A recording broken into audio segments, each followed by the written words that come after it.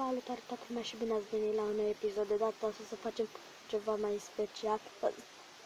O să vă arăt cum se face o capcană stil Minecraft. Să începem. Faci un pic. Un glass block. Vă trebuie materialele. Vă trebuie flint and steel, TNT, stone, pickaxe, când o să facem final, diamond ore și stone pressure plate. Așa, ați înțeles. Săpăm 9 gropi aici. Dați un pic așa. 1, 2, 2, 1, 2, 1, 2, 1, 2, 1, 2. Cam pe 1, 2. Așa trebuie. Aici va fi un TNT.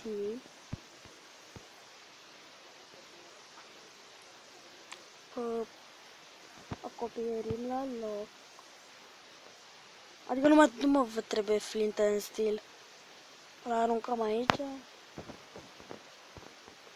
Punem aici, punem. Aici va fi un pressure plate.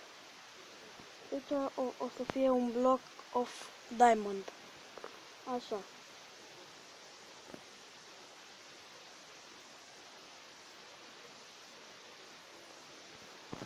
Așa. O să revin când o să dau pe survival. Numai o clipă. Am revenit. Uitați, aici mi-am luat și un pichez, cum v-am mai zis. Ah, uite un diamond. Uitați. Îl luăm. Oh my god. Și cade aici. Și nu are cum să mai iasă. Și bum.